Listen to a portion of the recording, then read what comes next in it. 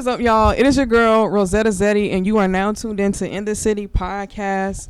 And y'all, I am excited for my guest today, Dezaee. I said it right, Dezaee. You know, I got that's it. Got to put a little swagger on it.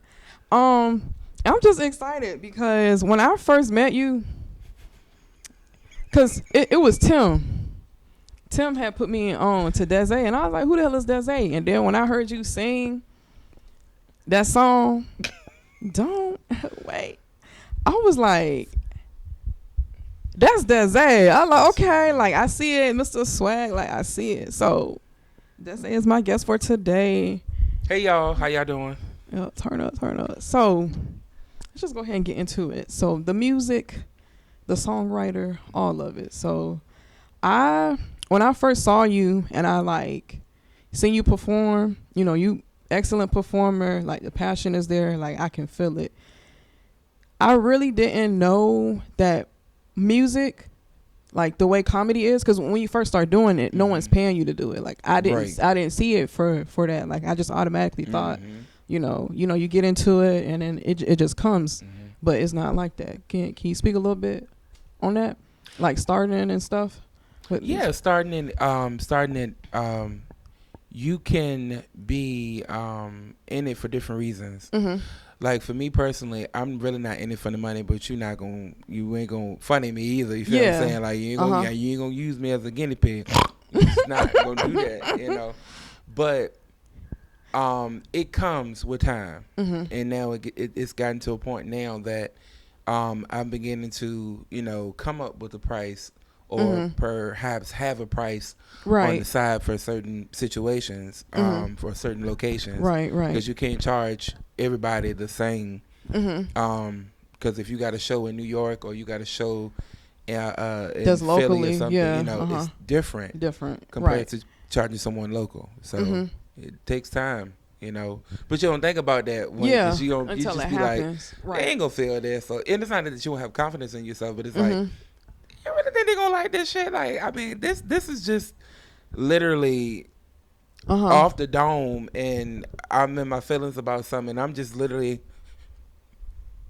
talking shit, you know. And that's like, so like with comedy, a lot of the times when people book comedians, they just assume like, okay, this person has like 2,000 or 3,000 followers on Instagram, so they should bring maybe 10, 20 people. Right.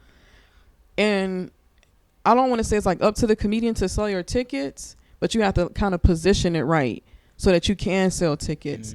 And I guess that's kind of what you're trying to say. Like, you don't know if you're going to fit in well with what they're trying to do, right? Like when it comes to like the show, like trying to put the show on and getting people there, like you don't know if they're gonna fuck with your sound or not, but it's literally up to the person that's putting it together. Exactly. Yeah. And I like, a lot of people don't know that like comedians aren't like, if I'm doing my own show, I'm gonna make sure I'm selling my tickets. But if you put me on your show, that's you. That's not me. That's not me. So how did you get into music? Like how did that start? Because I don't think like I'm trying to go on your social media to see anything, but I didn't see anything like. So I got into music when I was 5. So I was 5 years old. I was singing in gospel choirs in my hometown. Shout out to Victoria, Virginia. But I want to get to that too. But I started singing in the gospel choir at First Baptist Church. So from 5 all the way up, just choirs and chorus and praise and worship, you know, stuff like that. So it started for me in the church, despite how goofy and outrageous I could be at times. So that's how it started out for me. And then it just grew. And as I got older, it got better, and I grew and I grew. And then even in school and middle school, high school, I was always in some kind of chorus or competition. And also theater and drama and all that stuff. Okay. I could definitely see that. Yeah. I could definitely see that. Okay, that's cool. So you're from Victoria, Virginia. Now I'm probably gonna sound dumb. Well, where the hell is Victoria, Virginia? It sounds country as hell. It is country, like back road, like it's really country. Like, Sticks. It's like near South Boston, Virginia, Mm-hmm. near Farmville, Virginia, near Emporia, Virginia. Okay. You just named something I'm Yeah. familiar with near Point. Okay. Chase Yeah. City, Virginia, and all Yeah. that. That definitely ain't shit out there. It ain't shit out there. Mm-mm. Is it like trailer homes out there? I wouldn't say trailer Not homes. trailer homes. I would say like there's like I think like 2 trailer parks, but Mm-hmm. we have 1 stoplight, we have 2 banks, we have like 3 Oh. gas stations, we have 1 grocery store. Damn. Yeah, we ain't got nothing. Damn. There. Everything closes around about 11 or 10. Damn. I mean, that's still kind of like here in Virginia. Should be closing early now. Well, since the pandemic. Damn. We ain't got That's kind of squat. like Elizabeth City 5 years ago. Hmm. Cause now they doing all that shit down there in Elizabeth City. Wow, that's crazy. So how did you get to the area that you're in now, like in Norfolk? Oh, okay. Well, I moved up here 4 years ago. I was renting to own a home that I was in, and then the landlord didn't want to fix what they were supposed to fix. So I told them, I said, I'm gonna tell y'all got 30 days. Y'all got 30 before I'm up out of here, because I can't keep on paying y'all a mortgage and things like that, and y'all not fixing what y'all supposed to fix. So that's not in the contract. So Valid. Overnight I had a conversation with my sister, and she needed a roommate, and she kept on telling me I can come up here.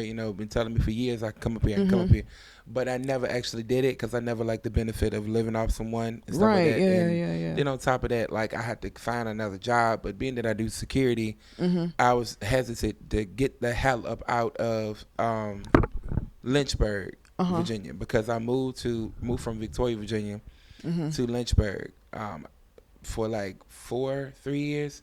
So 2019, that's when I moved up here. So I landed a job at Top Golf, doing security, which was around the time they had a vehicle. It was a vehicle when I was literally doing the interview.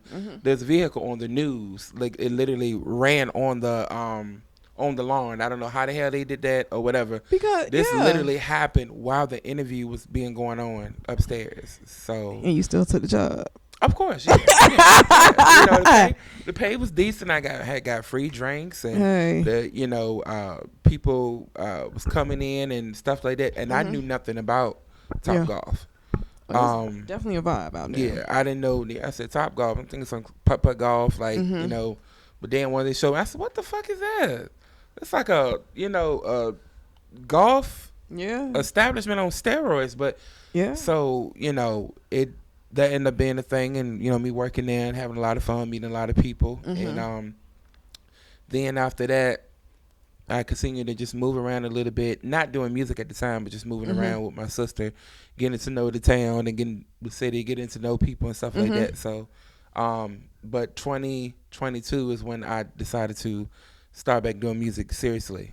So that's when I met the Beat Dungeon. And that's when I met T-Rific, but I met T-Rific and Lonique Music before I had met the Beat Dungeon. Okay. And then after that, I met other producers along the way. Okay. Some are major and legendary from this area who have produced for other people, but I ain't going to put that out there.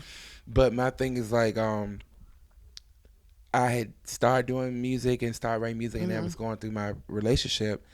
And me and the Beat Dungeon just kept talking here and there, and then it led to me basically releasing It's Like That, and then Poker Face with Neil Carter ended up being on the track as well, and it just took off from there. So like I said, the songs just drop. I said, like, everybody has their own journey, and I feel like you're definitely somebody, because I'm really not into like the music scene. I have met some of the people that like rap and sing and stuff, and it's only probably like a few people. Like when I see them, I'm not saying I'm out here like, oh, I see talent and I'm just like they something, Right. I know I'm just you're a regular person, but definitely when I seen you, I was like, oh shit, like that's someone's gonna see you. And they're going to be like, oh, shit, we need to goddamn get him before somebody else does. I hope so. Cause No, definitely keep grinding, because you never know, like, someone, you never know who it is. Because that's the thing, like, with comedy, when you're sitting in the room, you don't know who the fuck is in the audience. You know, you never know whether it's 4 or 5 people. Somebody there could literally take you to where you gotta go, and you never know. Like in the city podcast, everybody that sit down with me, you don't know where I'm gonna go. You know what I mean? It's that type of shit. But I swear to God, like when I saw you, I was like, oh shit, like. I felt like the Lord had touched me and was like, look at this young man. Nah, I'm telling you. Like, I'm not even like no bullshit. Like, I know y'all probably like Rose full of shit. I'll tell you no bullshit. That's why when you was like, you want to be on here, I was like, oh shit, like I'm so excited for this. Oh. But yeah, I forgot what the fuck my next question was about to be.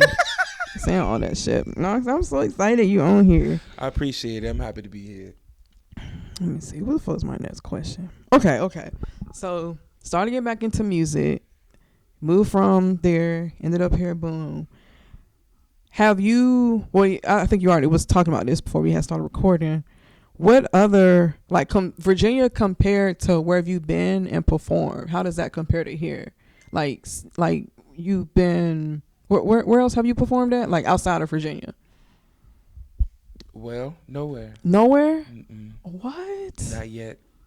I've had opportunities to perform in Philly. I had opportunities to perform in Atlanta, London, Germany, and also New York. But these opportunities kind of came at the wrong time. They came like at the drop of a dime, like a day before or 2 days before. Wow. So it's kind of like, I don't have people think because of what they see with the content and everything, they think that I have somebody pushing me or I have a manager. No, I just want my shit to be right. Right. And I just want, to make sure it look good too, to make you believe that, oh, this motherfucker serious, and to make you feel that I'm for real. I don't want no rinky dinky stuff all over the place, And as an R&B artist, you have to really push that a bit harder than just a rapper, because rappers get away with a lot of stuff. But with R&B, it's kind of slowly. You know how the R&B world's kind of like slowly dying.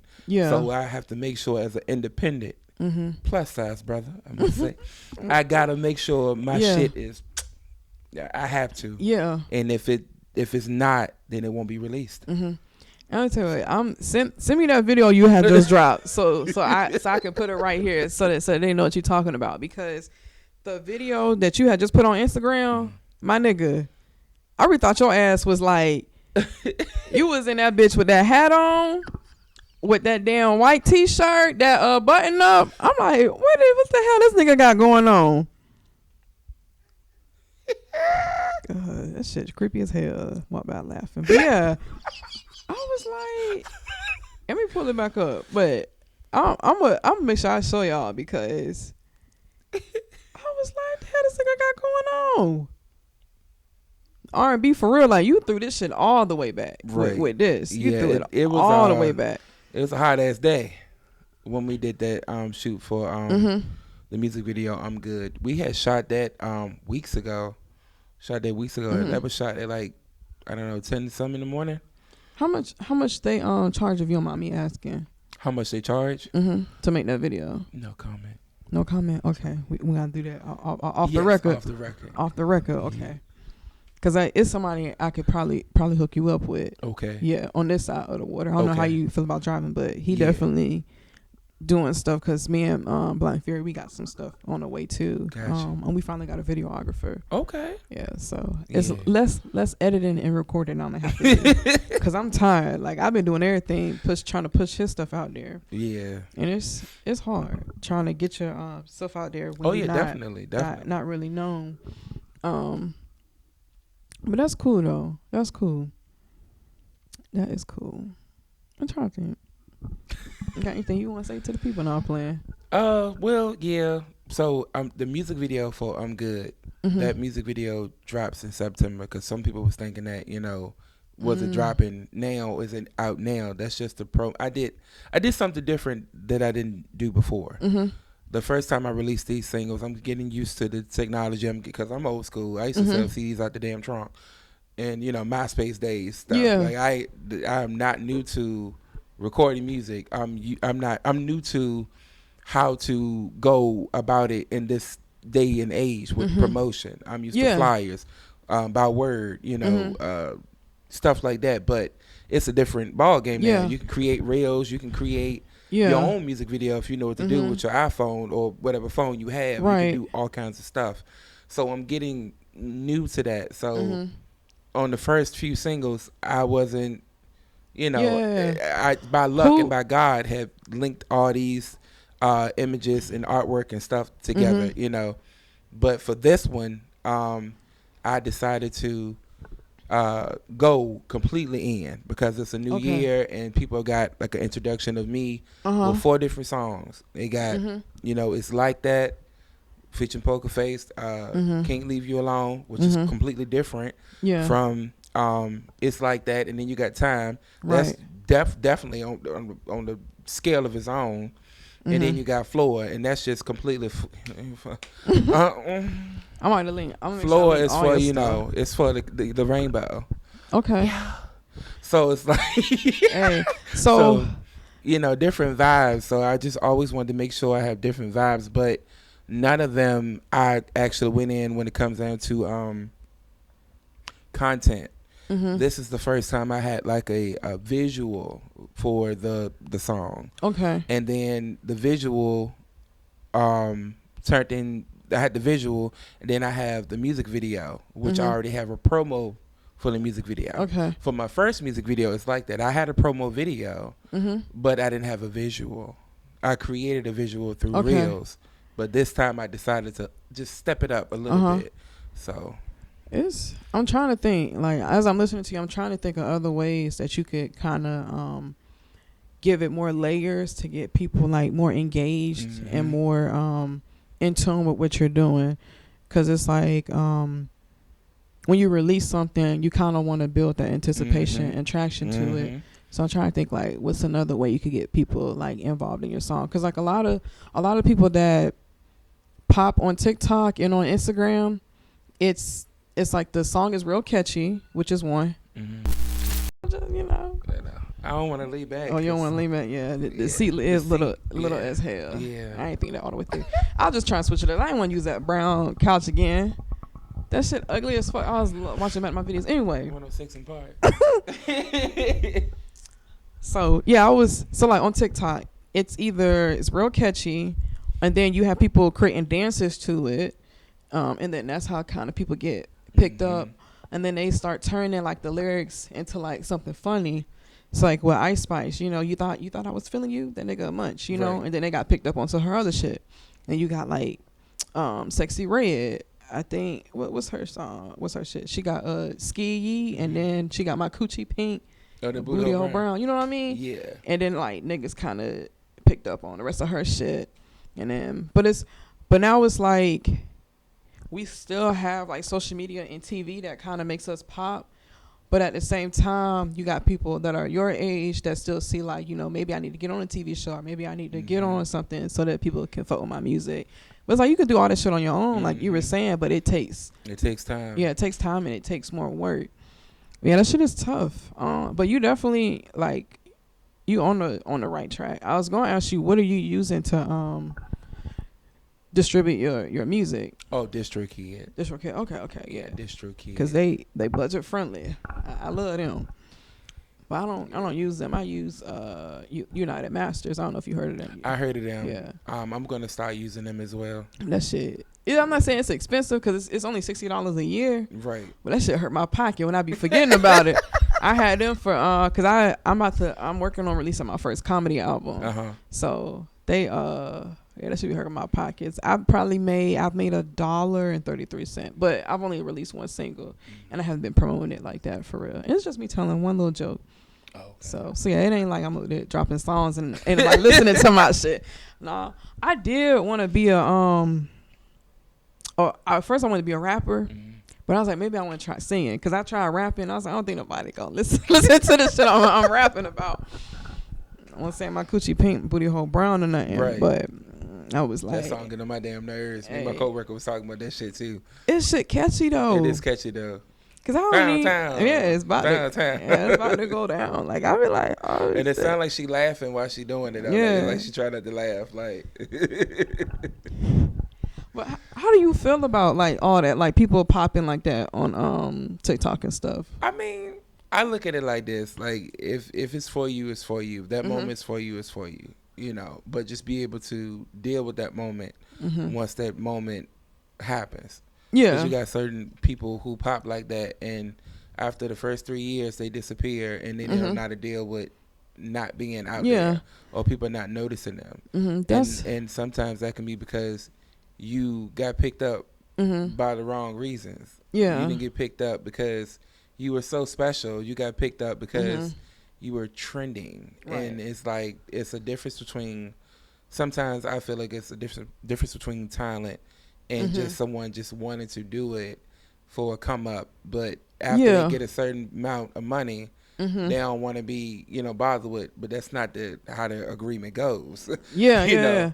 So I feel that kind of like, I kind of like look at it like, just be cautious of about what you want to sign or get involved in. And me personally, I really don't want to be famous. Yeah. I just want to be comfortable. I want to be touring. I want to be semi famous. Like, famous enough to make your money. Right. Yeah. Like how Fantasia is. Fantasia, she's not Beyonce famous. Yeah. But she's Fantasia famous.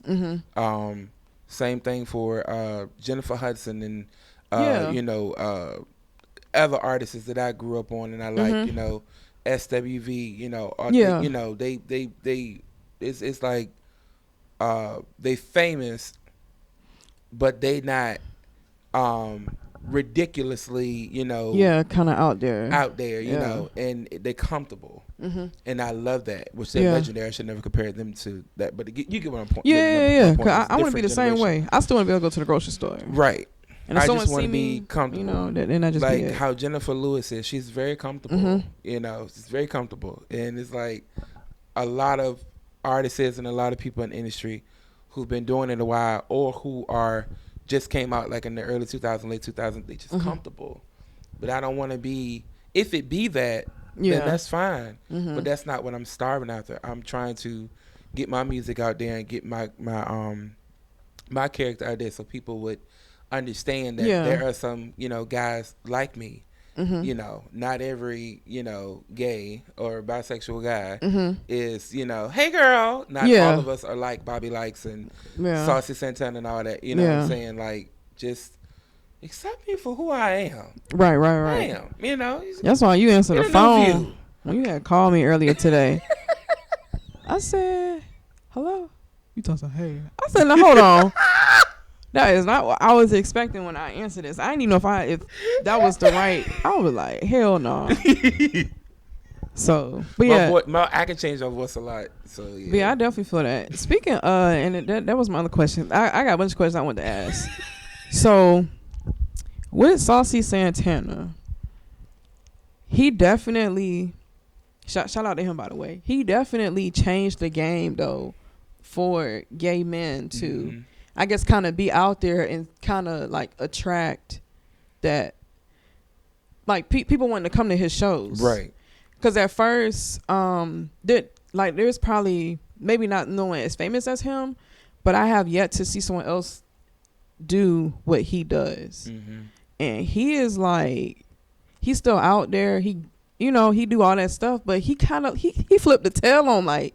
All that shit, cause he in the song like, who else got an ass like me, like this gay nigga, right? And I don't mean that in an offensive way, but this gay nigga. Whenever I say that, cause I be like Asian nigga, and they gonna cancel my ass, and I be like, cause blind fury blind, I be like the blind nigga. It's just how I talk, but yeah, this gay nigga, like I'm just like wow, and it's crazy cause people hear his music first, and they really think it's a female on there, but nah, it's a nigga. And he is like, he's doing it. So, well, my question is, this is a long ass question. My question is, you as a part of, do you claim the alphabet community? I do. I do. Okay. I don't know if they claim me because again, I don't fit in that category of Saucy Santana. But so like, how do you do you feel like you have a certain crowd that you will attract, or like, do you have like who your ideal person is, like would be like in your audience? Like, how do you navigate with that with your music? Well, I want to track everybody. I don't want to discriminate. I don't want to be one of those artists as well. I just want all gay people to love my music. I don't care about straight people. I just don't care. I don't want to be that artist. Cause when I listen to your music, it's not like, cause with Sam Hunt, not Sam Hunt, Sam Lord, Smith. that's Sam Smith. Damn, think about it. Yeah, he did a whole 3. I was waiting. Yeah, on it, he did. I saw it in the beginning of it transferring into. But first, it wasn't like, won't you, because when he says, won't you stay with me, he's like, won't you stay with me, nigga? Like, you know what I mean? He wasn't like, won't you stay with me, bro? It was fluid for everybody. Right. So, and I hear that in your music too. So I get that. But I do, I do have those songs that are not recorded yet to show different sides of that because I think it's important as an artist to, especially in this day and age, to have some kind of versatility, like be versatile with your stuff. Because if you doing the same song or the same type of song all the damn time, it's kind of like, nigga, can you write something else? Yeah. Like, can you talk about something? You always complaining and crying and shit. So for me, that's why with all these songs I released, all of them are different. All of them are different. And that was the goal. I didn't want to be all over the place. Right. I just want to be different, meaning that this song may relate for this or this song may relate to that and blah, blah, blah, blah, blah. Because listen to all of them, there's certain ones that will connect more to a younger audience and there's some who will connect more to a older audience. Right. So, but now I have other songs in the process of writing other songs. I call them my ratchet songs. You know what I'm saying? And I may say things similar to a Saucy or Bobby Likes or whatever because I'm talking shit. You know what I'm saying? So my thing is like, it may be like that where I am talking about a man. Yeah. And I will probably say like this nigga or this I will, because I've done that at a show at Alam Asylum. I remember the last time I performed there and I had performed It's Like That, but I did it, me and Neil did it, Pokerface did it off this off Supercat beat. And it's the so like it's an old ass beat, but it's classic. But we did that, and then at the end I was like, baby love, he was my baby, she was my baby love. And then I said he was my baby love, or she was my baby love, or he was my baby love. Like literally, like back and forth. Like I do both now. Like, get the message. Okay. I've been down the road of both, so I want y'all to understand that despite what you see, I, can go both ways, and it's not like an act. It's just who I am. Yeah. But with Saucy, it's kind of like, period. All day. Like it's just, this whole feminine, vibe. Yeah. And that is a good market. It's a very, very good market, especially in this day and time when it comes down to the LGBTQ community. But I don't want to be that guy. Yeah. I'll do it for like a role, like in a music video, play a role, like that professor, shit like that. But to have an ongoing career like that, that, I'm not interested. Yeah. Not interested at all. So you don't even feel like you would have to niche down into that at all? No, okay. Because that's just not.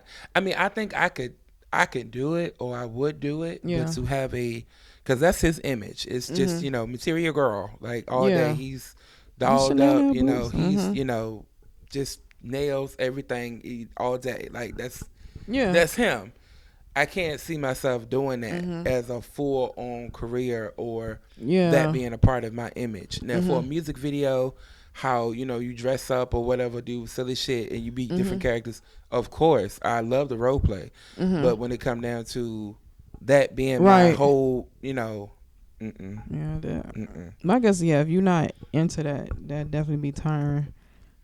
But I mean, he doing it. Yes, he is. I can't front. Like it. But that's good though to be different and wanting to highlight like all parts of who you are. Yeah, that's good. I mean, staying true to you. Right. Because you got others like Billy Porter. These old. I ain't gonna say like old, like dusty old, but legendary people who came before him. Yeah.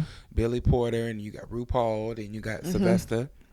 or whatever, who made it possible for all of them to do all that. But Sylvester Yeah. died, I think, in 1990 or something like that. But yeah, like it's been going on a while. But um, to role play or do it in a video or for a song, Yeah. yeah. But to have it, all my music being like that, makeup, lashes, artists, but that's his image. Just Yeah. like Bobby likes, that's his image. Yeah. That's what they do, and that's cool because it's Uh-huh. funny as hell. You seen Bad Boys Club? I'm not into all that stuff really. Whatever Right. comes up on like my TikTok page or Instagram, like I'll watch it. But yeah, that shit is hilarious. It's hilarious, and I can see myself doing stupid shit like that, like because that's me. Yeah. Like I'd be like, "Bitch, what you say? What? Girl, bye." Like I do that, like. But to have a career with my music and stuff like that, because I feel like I'm an old soul, and I don't want to be something that I'm not. Yeah. To fit in with the times. No, that's shit. I can definitely see that. I really can. Man, you definitely loaded that question up. Definitely loaded that answer. I'm over here going deep and stuff. Yeah. Okay. I appreciate you. Appreciate you for that question. I mean that answer. Okay. That was a long ass answer. Hey, I was listening though. You saw me doing my interview. No. But seriously though, I am like, yeah, that's good. Wow. Do you like with comedy? I don't know. Do you watch comedy? Yeah, I watch mostly the old comedy, like Snaps and Def Comedy Jam, Comedy View. All the like they're slowly bringing some of that stuff back. Yeah, but they probably bring it back in a cautious way because and they shouldn't. I don't think they should. I don't think they shouldn't but today's times is just so different. Everybody's so damn sensitive. Exactly. Like fuck. Back then they talked about everything, and it's like the person that they could be talking about, they sitting there laughing to. Yeah. It's all love, like and it's comedy. That's what comedy is supposed to be. I would never like, even though I've been doing comedy for 8 years. I'm not gonna filter myself. I'm not. I'm not gonna do that. But only reason why I asked if you watch comedy, I don't know if you're familiar, because it kind of the guy that I'm thinking about. I don't know if you know him. I forgot his name or her name. Flame Monroe. The name sounds familiar. So they don't have like a certain category that they put themselves in. So this man still got his penis with titties, and he'll go on stage full drag, will put on a wig, do the whole thing, and he has like a saying. It's like he goes by like her not her she, but he'll say he she, he, her, that's me, or something like that. Yeah. And then it was like he get the money. No, she get the money. She does something, and then I spend the money on some shit. And I'm just like, I'm gonna show you them. But yeah, they kind of like, they don't try to fit into any roles, right, or whatever. It's like, I respect that. So yeah, he still has kids that are like growing up, and like when he goes around, like into those spaces where he has to be like around his kids and stuff, he's in dad mode. So he put the titties away. He does all that stuff. So, but I'm gonna introduce you to him. Okay. I'm gonna show you his stuff because I think you can relate to like some of his stories. I definitely can relate to what you telling me, because that was an offer for me a long time ago. Because a long time ago, I used to do drag. Very long time ago, it was good money or whatever, but this is like back in the day. I was like 24, 20, but it was only for like 2 shows, and it was fun. Yeah. Because I can mimic all the girls. I can mimic Aretha. I can mimic Whitney Houston. I can mimic Shaka Khan. I can mimic all them, Martha Wash, all them, Cher, the movement, all that. It's all that, because I love that music. But for me, I feel like I can tap into it when I need to tap into it. But as far as it being like an ongoing thing, it don't have to. Yeah. But today's times is so different. you can be in a relationship with someone and they accept it, but it takes a strong mind to accept it, and stuff like that. And so, but me personally, being I don't have no kids, I just do the fuck I want to do. Yeah, exactly. I don't really, have to explain or anything. I just kind of like, I'm raised, so shit. I ain't got no kids. I ain't got but I do try to carry myself with some kind of, coomp in class, just a little bit, because I always feel like a lot of gay men are looked at as messy, drama filled. So I do have a question for you, though. Okay, go ahead. I'm ready. So who is your favorite comedian? What comedian do you find your inspiration from? Old and new. So it's funny. So they asked me this. Rome had asked me this, but I'm gonna answer it again. Your shit ain't out yet, but it's you probably don't even know them. It's all white people, and I'm gonna name my black people. But the people that I get my jokes, like my inspiration from, and how I model my jokes is Theo Von, Mark Nomad, and Pete Davidson. Okay. So a lot of people say like my comedy is like dead, like I have a dead face. But what I'm saying is funny as hell. It's it is funny, yeah. It's like my delivery and stuff don't match what my face is saying, and I'm like, for real. So Rome was just up here, and he was saying like I'm a deadpan. Right. You know what that term means? Yeah. So I was like, what the fuck is deadpan? So I looked it up. I was kind of in my feelings about it. So I'm like, I be talking, and my face is like this when I'm talking. Yeah, it do be like that. And I'm like, damn, like I'm really like that. And he was like, don't be all sad. He's like, that's just your style of comedy. I'm like, I never knew that's what that was. Now, I grew up watching Cat Williams. That's when I was like, this short nigga funny as hell. I kind of want to do what he does. So I started like reenacting all his jokes when I was younger. And I was like, I don't know how that little nigga do it. He reenact him getting attacked by a crocodile. He reenact the lion roaring. And I was reenacting all of that. And I was just like, I can't do it. I was making sure my shit's still recording. But yeah, I can't do it. So that's that. Did that answer the question? Yes. Okay. All right. You fool. But yeah, so yeah, them niggas, the three white people, and then Cat Williams is cool. But I thought like, I don't know, in my mind I thought I was like being animated and I was moving. I'm just like this. Like I went back and watched my videos. I'm like this. You know what I mean? Like everybody just up there just dead and laughing for my shit. I don't know. I think I'm funny. I think I'm funny as hell. But that's just my opinion. That's part you just be like, yeah, you funny. You are funny. Look. I was waiting on you to finish. Yeah, you are funny though.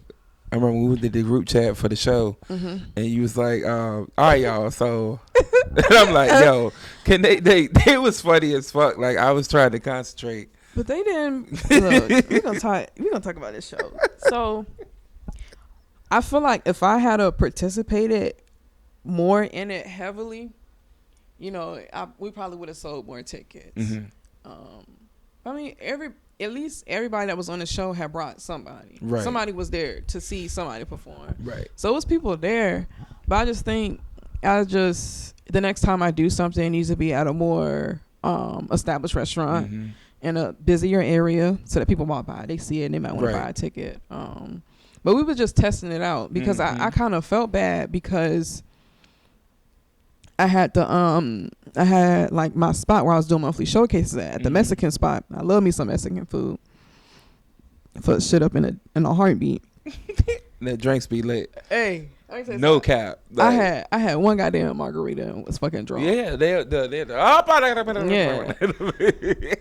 So I kind of felt bad. So I was telling Tim and Barry like, yo, we doing this shit at Grande Burrito Grill. Like, let's see if we can do this for people that look like us. So I'm like, we could do not a showcase because the room is kind of dead already because we're using it now and people don't come in there on time. People don't like come in there for comedy really. So I said, let's see if we can kind of switch it up. Let's test it out. And it didn't completely fail, but it was a lesson that I needed to learn for myself. Right. I mean, I agree with that. I want to piggyback on that a little bit because you would go into something and you want to test it out. Yeah. So it's like you would talk about it and you talk about it, as far as like, trying to get it out there, but it's kind of like, if you want to come because actually we just testing it out. Yeah. But you don't really want to say that because you really want them to come. I get it. Because some shows that I be a part of, some of them, I don't know if they're really going to go through with it or whatever, because I sometimes be the one mostly promoting it. And it's like, if I'm asked to do it or I volunteer to do it, I'm going to promote it. But you as the promoter and you as the person who created the show, don't depend on me, somebody that, is the artist. I'm not the main attraction. I'm not the main star. I'm not the headliner. Don't leave that shit up to me. You need to promote that as well, because you can't get mad when ain't nobody come or pull up with the 5 people that I bought, possibly, or the 2 people, or no damn body that I bought, that somebody else may have bought, and that could be your mama, your sister, or something. I don't know. But my thing is like, it's really important to promote and we talked about this earlier off camera, like no cap.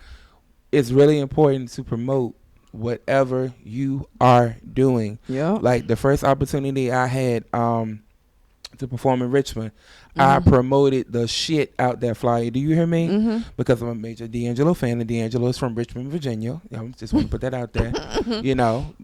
My lady was shot at the Southside Plaza, okay, 804. But my thing is, it's really important to promote it. With the festival, the family, I forgot the Mind Your Business, it was like a festival, and the person that was the head of it was Larry. I said, Larry, and I didn't know of him, but someone else knew of him, and I just decided to send my information over, and I got, selected, and a few other artists as well. That was my first festival, me being a part of my first festival. I promoted the hell out of it. Anything that I be a part of, I'm going to promote it. I don't give a damn about the ticket sales. I don't care about the money. I don't care about the lighting. I don't even care about the sound, because you can just put the mic to the side and I just run through the motherfucking sound. It don't make me no damn difference. Forgive me for yawning. I'd only be asleep by now. Oh, you night. Yeah, I know. I'm 25, but I act like an old lady. That's okay, Yeah. I started slowing down at 28, so I get it, But my thing is like, you must promote and promote and promote. And some people be funny, like, I ain't making no money off this, so I'm not gonna promote it. Or da da da da da da da. Let the money come when the money come. Then don't be stupid now. And miss out on rent and miss a car payment now trying to chase a damn dream now. But have common sense to balance both. Throughout this whole process, I just quit my second job a week ago. What? So with all this performing and all this stuff, I've been working 2 jobs. Sometimes y'all see me in uniform. Yeah, I remember at performances. Me about that. I don't be playing. Wow. So my thing is like, if I spend money on anything that I do, like as far as production or my brand, I'm gonna promote it. If I don't spend money on it, I'm still gonna promote it. If I'm a part of it or if I know the person, I'm gonna push it and gonna promote it. But I need you to do the same, because after a while I kind of slow down. You're gonna use me. I got my own shit. You ain't even sharing my shit, but I'm sharing your shit. Nah. I had shared your song. I had shared your video. I just didn't tag you in it. That happens a lot. That happens a lot. So that's people, why you always tag yourself in the post. So when people do share it, it'll tell you. Yeah.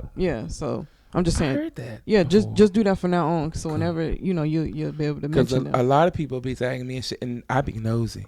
Yeah. I work overnight, so or I see a little bubble up there on all the Instagram jumps. So I click every last one of them, and sometimes my name will pop up, and I'm like, oh damn, I didn't even know they shared this shit. Thank you. Yeah, I'm telling you, like I'll be having people share my stuff, but you never know who is like looking at your stuff, regardless if they like it or share it or not. Like I had no idea. Like people know what like they see what I be doing on Instagram. They see like all the stuff I do, and I had no idea, because when I see them in person, like it be so weird. It do be weird. They be like, oh, I saw your posts and how your show go.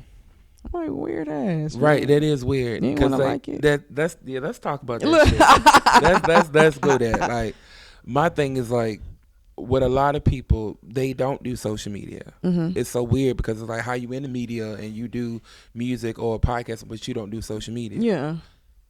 It is kind of weird, but it's a process. When you see them in person, Mm-hmm. it's like, hey, how you doing? Like, oh my God, I saw your song. Yeah. Or I heard your song. And it's like, you did?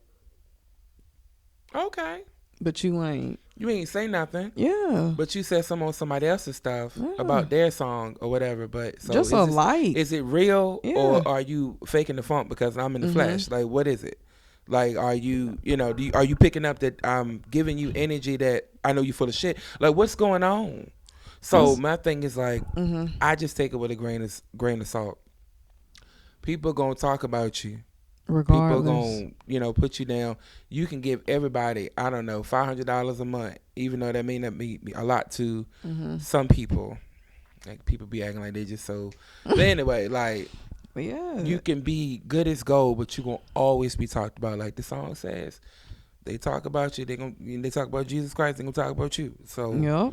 But my thing is like, all I can do for myself is continue to be me, continue to be genuine, and keep it moving. If it's weird, they're weird and funny shit. I don't like that weird and funny shit. Just keep that shit away from me, because those charges in the background of that damn I'm good promo video is real. You can ask Ike if you like, which is the director that I had to email all that stuff with. I ain't no joke. I just, come a long way. And say, I don't play with it, don't play with it, don't play with it. I come a long way, baby. But don't get it twisted now. I still bust upside your motherfucking head. Now go on there. We gonna try to wrap it up. We're gonna give y'all another 10 minutes. We about to turn into some pumpkins in this bitch. So Cinderella. Look, we just been up here cutting just up here, just getting into it. So you got your songs coming out. Is your 1 year anniversary was yesterday for the Can't Leave You Alone. Well, actually today, what time is it? Is it after 12? No, okay, so now today is my 1 year anniversary for my second single from 2022, Can't Leave You Alone.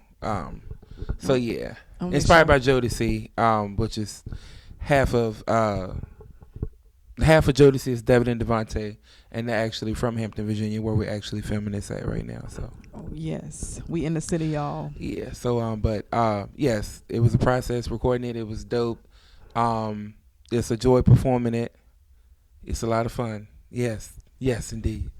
Why you blinking? Because like I be trying to get away from Can't Leave You Alone to perform other stuff, but I Can't Leave You Alone. Well, Can't Leave You Alone won't leave you alone. Won't leave me alone, and I'm not complaining because that distro kid is looking good. So hey, tell you something. But I got a new single that I dropped the 30th of July, which was a few days ago, called I'm Good. It's very inspirational about my life, because usually all my songs about, talking about somebody else or something that has something to do mostly with someone else. But this one is kind of like a reflection of what I've been through, because people always see me and be like, that actually know me or, gotten to know me. It's kind of like always, kind of like goofy, but talented, but they don't get to see the dark side and the stuff that I actually been through. So this was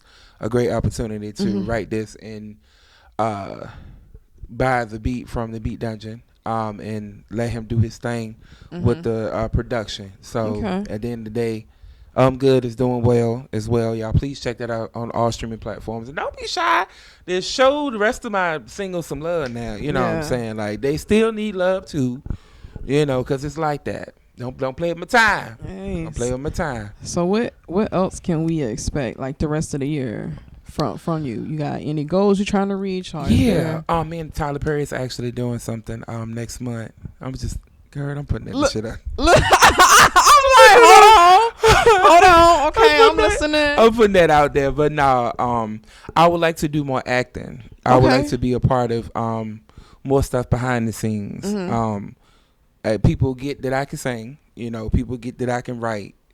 If you don't get it, you should have got this shit a long time ago. And it's not even like on some on some cocky shit. I'm confident.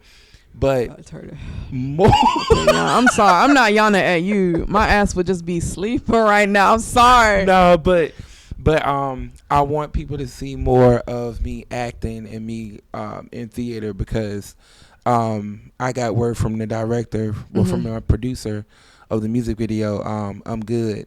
The music video dropping in September, by the way. So, but he told him that, you know, it seems like I'm a natural with camera. He didn't have to tell me to do anything. Like, it was just really smooth. I stepped right into role and everything. But that's the theater and drama from when I was in high school. I've always been a damn character. So it might be there might be some stuff because me and Blind, we got some stuff we coming out with. It might be some skits that we could let me know. Yeah, some skits we could probably put you in. Yeah. So, but yeah, that's pretty much it. Just, you know, continue to stream my music and continue to perform and hopefully to perform outside of Virginia. So we'll see. I'm just using every star in line to you know. Yeah, you putting yourself in a position so that when the time does come, you'll already be, you know, you can say you've done that, you've done this. So when it comes ready for you to actually like get into it, you'll be ready for it. So this has been In the City Podcast with Rosetta and your boy Dezaee. And make sure y'all like, comment, and subscribe. Right, support. Yes, and I'm gonna link all his stuff. Y'all listen to his music. Y'all check him out. Yeah. All right. We're gonna be on the single soon. We could. I could do a little comedy something. Yeah. You need to be in there. Yeah. You so stupid. I'm telling you, no, because there's a Hispanic artist, and when he drops one of his albums, he has a comedian on his intro. That would be good. Yeah. That would be good. We're going to talk about that. Okay. Yeah, I got you. There will be an album coming out in the future. So I'm telling you, look, we going to listen to this shit. But yeah, we out. Look, my ass, look, I didn't got I'm going to Taco Bell. We're going to talk about Wawa.